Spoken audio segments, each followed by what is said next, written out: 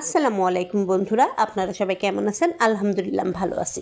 আজকে আপনাদের সামনে নিয়ে এসেছি দারুণ মজাদার একটি রেসিপি, সেটা হলো চিকেন বিরিয়ানি। তাহলে চলুন কথা না বাড়িয়ে দেখে নেওয়া যাক আজকের রেসিপিটা। রেসিপির শুরুতে আমি মাংসগুলোকে ভালোভাবে ধুয়ে পরিষ্কার করে নিয়ে এখন কড়াইতে উঠে দিয়ে এর ভিতরে দিয়ে দিলাম পেঁয়াজ কুচি, দিয়ে দিলাম আদা রসুনের পেস্ট, দিয়ে দিলাম ধনিয়া গুঁড়া, জিরা গুঁড়া, আর দিয়ে দেবো স্বাদ মতন লবণ ও বিরিয়ানির প্যাকেট মশলা। আর এই প্যাকেট মশলা থেকে আমি অর্ধেকের একটু বেশি পরিমাণে দিয়েছি। আর দিয়ে দিলাম লেবুর রস আর লিকুইড দুধ। যেহেতু আমার কাছে টক দইটা ছিল না, এই কারণে আমি লিকুইড দুধ ও লেবুর রসটা দিয়ে টক দইয়ের কাজটা সেরে নিলাম।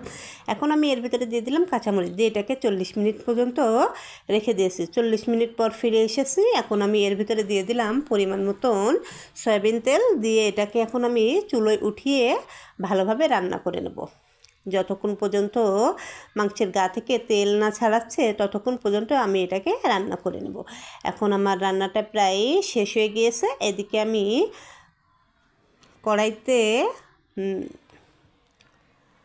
তেল চাপিয়ে দিলাম। তেলটা গরম হয়ে গেলে আমি এর ভিতরে দিয়ে দিলাম গরম মশলা, সাথে দিয়ে দিলাম পেঁয়াজ কুচি, দিয়ে এটাকে আমি ভালোভাবে ব্রাউন করে ভেজে নিব। এবং আমি আগে থেকে যে পোলাও চালটা ধুয়ে রেখেছিলাম সেটাকেও আমি এর ভিতরে দিয়ে ভালোভাবে ভেজে নিয়েছি। এখন দিয়ে দিলাম স্বাদ মতন লবণ, দিয়ে দিলাম জিরা গুঁড়া, ধনিয়া গুঁড়া, আর দিয়ে দিলাম আদা রসুনের পেস্ট, আর যে বাকি বিরিয়ানি মশলাটা রেখেছিলাম সেটাকে দিয়ে এটাকে আমি ভালোভাবে নাড়াচাড়া করে নিলাম। এখন আমি ওদিকে গরম পানি ফুটিয়ে রেখেছিলাম, সেই গরম পানিটা এর ভিতরে দিয়ে আমি এটাকে প্রায় 80% রান্না করে নেব।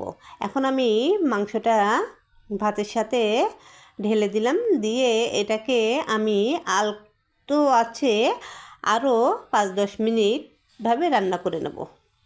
5-10 মিনিট পর ফিরে এসে দেখি আমার রান্নাটা প্রায় শেষের দিকে। এখন আমি এটাকে হালকা আছে আরও কিছুক্ষণ রান্না করে নেব। ব্যাস, তৈরি হয়ে গেল আমার মজাদার চিকেন বিরিয়ানি। ধন্যবাদ সবাইকে। আসসালামু আলাইকুম।